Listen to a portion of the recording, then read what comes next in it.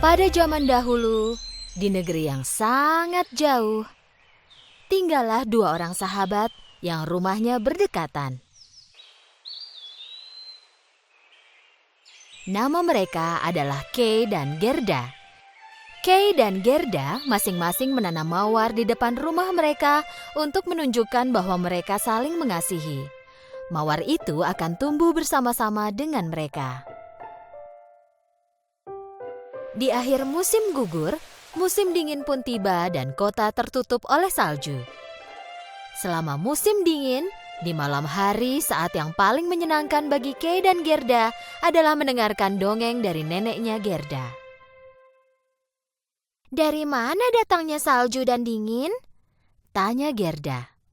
"Dari jauh," neneknya menjawab dan mulai bercerita. "Dahulu kala ada kerajaan yang tertutupi es dan salju. Ratu Salju tinggal sendirian di istana es yang dibuat oleh kekuatan ajaibnya. Ratu Salju sangatlah cantik dan semurni es. Tetapi dia berhati jahat dan banyak keajaiban yang disembunyikan di dalam istana es yang dingin dan ajaib itu. Salah satunya adalah cermin es. Melalui cermin es itulah mata jahat si Ratu Salju dapat melihat semua yang terjadi di dunia."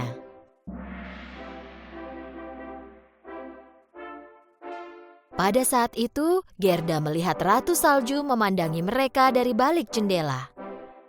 "Kay, nenek, lihat, Ratu Salju memandangi kita dari jendela." Aku yakin itu hanya kucing yang membeku karena dingin. "Nek, apa Ratu Salju bisa datang kemari?" Biar saja dia mencoba. Aku akan langsung melemparkannya ke perapian. Dia akan meleleh dan berubah menjadi ratu air. Sambil melihat melalui cermin es, Ratu Salju mendengar ucapan Kay. "Jadi kau akan melempar aku ke perapian dan mengubahku menjadi ratu air?" "Hah! Serpihan es, terbanglah dengan kuasaku. Temukan anak laki-laki ini, buat mata dan hatinya jadi milikku. Biarlah matanya menjadi jahat terhadap semua hal dan biarlah cinta di hatinya hilang." Perintah Ratu Salju kepada serpihan es itu. Tiba-tiba, badai salju mulai berhembus di depan rumah Gerda. Serpihan es bergerak cepat ke arah Gerda. Penasaran dengan apa yang terjadi, Kay membuka jendela. Gerda langsung berteriak, "Kay, berhenti!" Tapi sudah terlambat. Mataku, ada yang menyengat mataku.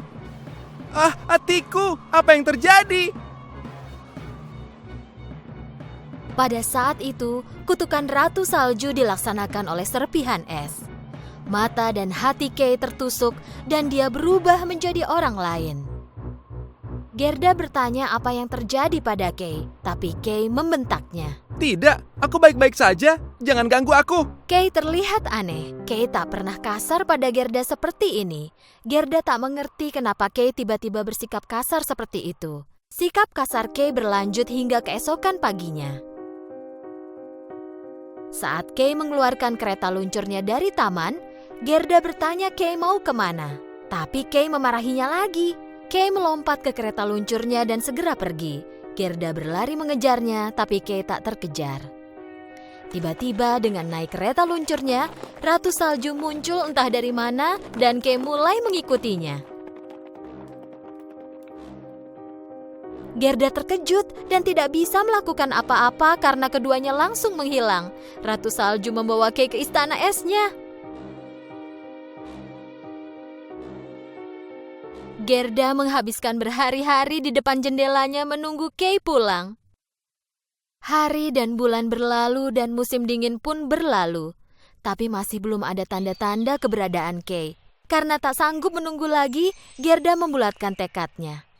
Dengan hanya membawa cermin yang diberikan neneknya. Gerda mulai pergi mencari sahabatnya, Kay. Gerda yang pemberani melewati banyak jalan dan bertanya tentang Kay pada setiap orang yang dia temui. Akhirnya, Gerda mencapai tepi sungai. Dia melihat berkeliling dan tak terlihat seorang pun yang bisa ditanyai tentang Kay. Gerda bertanya pada sungai, tapi tak mendapatkan jawaban. Kemudian seekor burung camar datang mendekatinya. Sungai pasti memiliki jawaban untukmu, tapi pertama-tama kau harus memberi hadiah untuknya. Gerda mengeluarkan kalung kesayangannya dan menempatkannya ke air sungai. Tiba-tiba keajaiban terjadi dan muncullah sebuah perahu kecil tepat di hadapan Gerda. Gerda pikir sungai itu menyukai hadiahnya dan membalas kebaikannya. Setelah Gerda menaiki perahu itu, perahu mulai bergerak sendiri.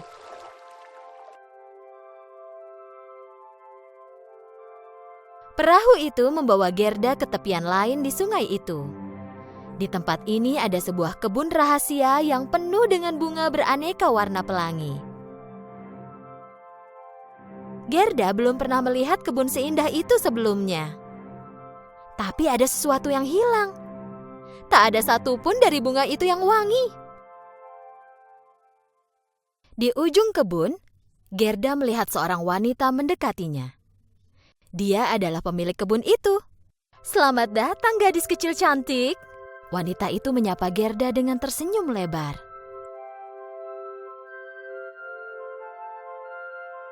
Dan tiba-tiba, Gerda sadar bahwa dia bisa menghirup aroma wangi bunga di kebunnya. "Maafkan aku memasuki kebunmu tanpa izin," kata Gerda. "Tak apa sayang, kemarilah.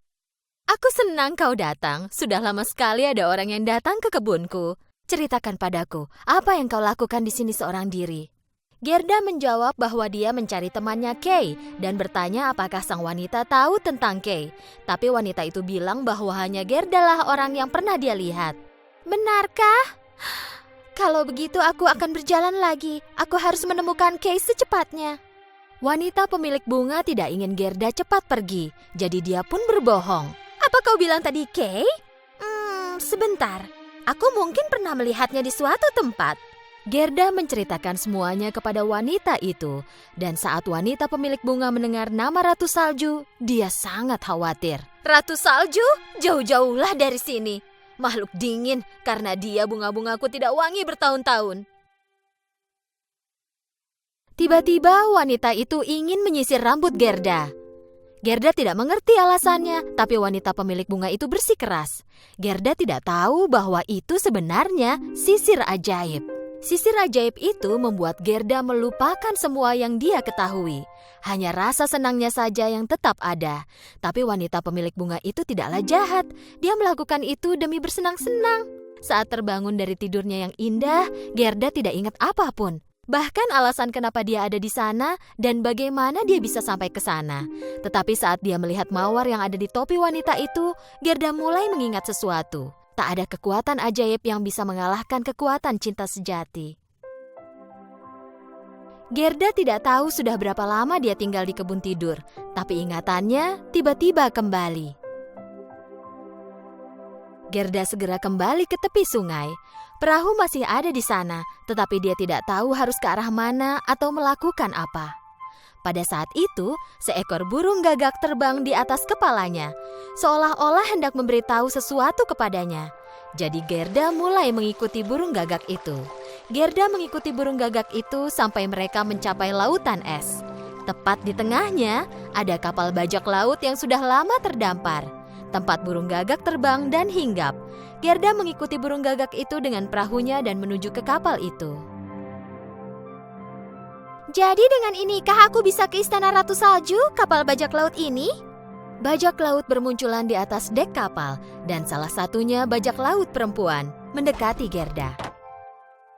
"Kau akan pergi kemanapun kami pergi, dan itu adalah tidak kemana-mana." Pada saat yang sama, Ratu Salju mencoba membuat Kay melupakan semua masa lalunya. Ratu Salju berhasil sampai titik tertentu, tetapi apapun yang dia lakukan, Gerda tidak bisa hilang dari ingatannya Kay. Gerda, Gerda. Sebentar lagi hatimu akan berubah menjadi es dan kau tidak akan ingat apapun. Setelah tahu bahwa temannya Gerda, Kay, sedang ditawan di istana Ratu Salju, gadis bajak laut menyarankan agar Gerda melupakan tentang Kay. Karena tidak ada cara untuk membebaskannya. Aku takkan lupa, dia itu sahabatku, aku harus menemukannya, jawab Gerda. Gadis bajak laut tidak mengerti kenapa Gerda begitu bersikeras. Sebenarnya, dia ingin Gerda tinggal di kapal dan menjadi temannya. Tapi Gerda bersikeras untuk menemukan Kay. Aku akan lakukan apapun untuk menyelamatkan Kay. Karena tak punya teman, gadis bajak laut sangat memuji sikap Gerda dan memutuskan untuk menolongnya. Saat matahari terbit keesokan harinya, gadis bajak laut membawa seekor rusa untuk Gerda. Ini adalah rusa tercepat di seluruh kerajaan salju, dan dia akan menunjukkan jalan kepada Gerda. Berjanjilah padaku, kau akan kalahkan penyihir es itu dan menyelamatkan kapal kami. Aku berjanji akan kubalas kebaikanmu ini, jawab Gerda. Dengan menunggangi rusa itu, Gerda pun mulai berkelana. Pertama-tama dia harus mencari tahu bagaimana cara mengalahkan Ratu Salju. Rusa itu yang akan menunjukkan caranya kepada Gerda. Setelah perjalanan yang panjang, mereka tiba di Kutub Utara. Seorang pak tua bijaksana menyambut mereka. Jadi, kau akhirnya membawa cermin itu, ha? Gerda tak mengerti bagaimana pak tua itu tahu tentang cerminnya. Tapi Gerda tahu bahwa dia datang ke tempat yang benar. Jadi dia mengeluarkan cerminnya dan menunjukkannya kepada pak tua itu. Aku harus mengalahkan Ratu Salju dengan ini? Ini adalah cermin ajaib. Dia menunjukkan kebenaran sejati. Bahkan jika kebenaran itu tersembunyi dalam sekali. Karena tak ada yang lebih kuat dari cinta sejati, kekuatan sejati yang ada pada kita semua adalah cinta. Gerda tahu siapa Ratu Salju itu sebenarnya, berkat Pak Tua bijaksana. Jika Gerda bisa mengungkapkan kebenarannya, dia bisa mengalahkan Ratu Salju. Karena sebenarnya, Ratu Salju dulunya adalah gadis yang baik, penuh cinta. Dimanapun dia menyentuh, bunga-bunga akan bermekaran, dan matanya yang tersenyum bersinar lebih terang dari matahari. Dia dulunya seorang gadis yang unik dan bahagia, bernama Lila. Tapi semua orang mengira dia seorang penyihir kecil dan tidak mau bermain atau berbicara dengannya. Karena ditinggal sendirian, Lila menjadi gadis yang tidak bahagia lagi. Dia mulai membenci semua hal dan semua orang di sekelilingnya. Sampai suatu hari, dia memohon. Semua orang yang jahat padaku akan berubah menjadi es. Lalu dia membangun sebuah istana yang terbuat dari salju dan tinggal jauh dari siapapun. Sendirian dan tanpa cinta atau sukacita. Gerda tiba di istana Ratu Salju dan masuk ke dalam. Dia melihat Kay di salah satu sudut sedang membuat patung es. Kau di sini, aku menemukanmu. Kay, ini Gerda. Kau ingat aku? Kay melihat Gerda, tapi tidak mengenalinya. Hahaha, hatinya sama seperti semua yang ada di sini, telah berubah menjadi es. Gerda tidak memedulikan ucapan Ratu Salju. Lepaskan dia, dia itu milikku. Aku akan mengubahmu menjadi es juga. Tidak, kau takkan berhasil. Kay, aku mencintaimu. Kay pelan-pelan mulai ingat. Gerda? Iya, aku ingat sekarang. Dengan marah, Ratu Salju mengayunkan tongkatnya secepat kilat dan mengucapkan kutukan es. Saat itu juga Gerda mengeluarkan cerminnya dan menahan kutukan itu. Karena mengenai cermin, kutukan itu pun menghilang. Dan saatnya pun tiba. Ratu Salju melihat ke cermin Gerda dan melihat bahwa bukan bayangannya yang ada di dalam cermin itu. Itu adalah wajah seorang gadis kecil. Wajahnya Lila. Tiba-tiba Ratu Salju berubah menjadi dirinya yang dahulu baik hati dan menjadi Lila lagi. Terima kasih banyak. Kini aku tahu siapa diriku sebenarnya. Aku bebas. Selamat tinggal. Kay dan Gerda saling memandang dan tersenyum. Sejak saat itu, mereka tak pernah terpisahkan dan tumbuh bersama-sama.